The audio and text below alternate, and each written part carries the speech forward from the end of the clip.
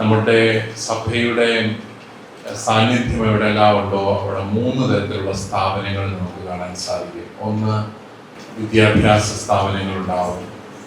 മറ്റൊന്ന്, ആതുര ശുശ്രൂഷ കേന്ദ്രങ്ങളുണ്ടാവും. മൂന്നാമതായിട്ട് കാരുണ്യ ഭവനങ്ങളുണ്ടാവും.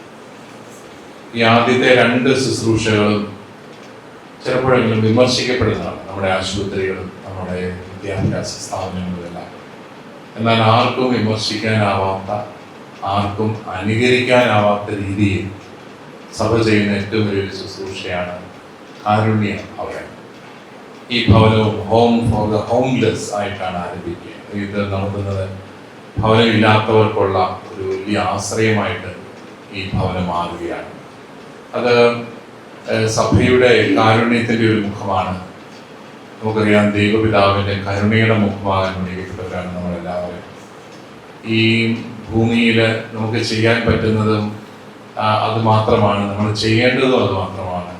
ദൈവസ്നേഹം അത് ഏതറ്റം വരെയും പ്രാവർത്തികമാക്കാനായിട്ട് പരിശ്രമിക്കുക, കൂടുതൽ സ്നേഹിക്കാൻ മനുഷ്യനെ പ്രേരിപ്പിക്കുക, കൂടുതൽ പങ്കുവയ്ക്കാനായിട്ട് പ്രേരിപ്പിക്കുക. അങ്ങനെയാകുമ്പോൾ ഒരു സ്നേഹത്തിൻ്റെ കൂട്ടായ്മ വളർന്നു വരികയാണ്. ഈ ഒരു ശുശ്രൂഷ നമ്മുടെ സഭ എവിടെയെല്ലാം ഉണ്ടോ അവിടെ എല്ലാം ചെയ്യാറുണ്ട്. നമ്മൾ പലപ്പോഴും അതൊന്നും തിരിച്ചറിയുന്നില്ല എന്ന് മാത്രമേ ഉള്ളൂ. ചങ്ങനാശ്ശേരി അതിരൂപതയിൽ ഇപ്പോൾ നിലവിൽ ഏതാണ്ട് 98 കാരുണ്യ ഭവനങ്ങളുണ്ട്. ഇതിലൂടെ കൂട്ടുകയാണ് 99ാമത്തേതാണ്. എന്ന് വെച്ചാൽ അത്രയും കാരുണ്യ ഭവനങ്ങൾ നമ്മുടെ സിസ്റ്റേഴ്സാണ് കൂടുതൽ നടത്തുന്നത്. വൈദികർ നടത്തുന്ന ഏതാനും കാരുണ്യ ഭവനങ്ങളുണ്ട്. അൽമായ സഹോദരങ്ങൾ നടത്തുന്ന 6-7 കാരുണ്യ ഭവനങ്ങളുണ്ട്. ഒരു രൂപതയിൽ മാത്രമാണിത്. ഇതുപോലെ 35 രൂപതകളാണ് കേരളത്തിലുള്ളത്. ഓരോ രൂപതയിലുമുണ്ട് ഇതുപോലെ കാരുണ്യ ഭവനം. അധികം ആൾക്കാരൊന്നും അത് കാണുന്നില്ല എന്നുള്ളത് മാത്രമേ ഉള്ളൂ. നമ്മളാകട്ടെ പത്രത്തിൽ പരസ്യം കൊടുക്കാറില്ല. കാരണം അതെല്ലാം സ്നേഹത്തിൻ്റെ ഒരു ശുശ്രൂഷയാണ്. വലത് കൈ ചെയ്യുന്നത് ഇടത് കൈ അറിയരുത് എന്നുള്ള രീതിയിൽ നമ്മൾ ചെയ്തു പോകുന്ന ഒരു ശുശ്രൂഷയാണ്. ഞാൻ അത്ഭുതത്തോടു കൂടി നോക്കി നിന്നിട്ടുള്ളത് ഒരു കാരുണ്യ ഭവനത്തിനും ഒരു കുറവും നേരിടുന്നില്ല എന്നുള്ളതാണ്. വിഭവങ്ങളുടെ കുറവ് അവർക്കില്ല. കാരണം കാരുണ്യ ഭവനങ്ങൾ തേടിയെത്തി നാനാജാതി മതസ്ഥര് ജീവിതം പങ്കുവയ്ക്കാനായിട്ട് തയ്യാറാവുന്നുണ്ട്. അതിനുള്ളൊരു പരിശീലനം ഈ കേരള സമൂഹത്തിന് കൊടുക്കാനും നമ്മുടെ സഭയ്ക്ക് സാധിച്ചു എന്നുള്ളതാണ് പ്രധാനം.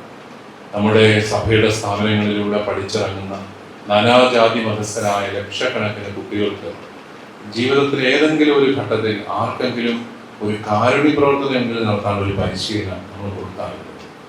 അതിൻ്റെയും ഗുണമുണ്ട്.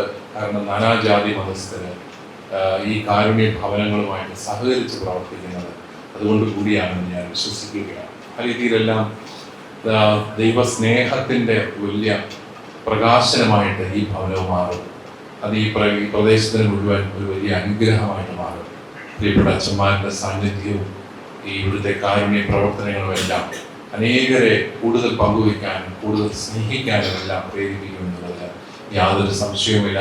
അതിലൂടെ സഭയുടെ സാന്നിധ്യം കുറച്ചുകൂടെ ശക്തിപ്പെടുകയാണ്. അതിന് നിമിത്തമാകട്ടെ, ഇടയാകട്ടെ കൃത്യമായിട്ട് ഞാൻ ആഗ്രഹിക്കുകയും പ്രാർത്ഥിക്കുകയും ചെയ്യുന്നു. ഒരിക്കൽ കൂടി പ്രിയപ്പെട്ട MST അച്ഛന്മാരെയും അതിരൂപതയുടെ ഈ ശുശ്രൂഷയിലേക്ക് സ്വാഗതം ചെയ്തുകൊണ്ട് ഈ ഭവനവുമായിട്ട് സഹകരിക്കുന്ന എല്ലാവരെയും ദൈവം സമർത്ഥമായി ഇതിലേക്ക് പ്രാർത്ഥിക്കുന്നു.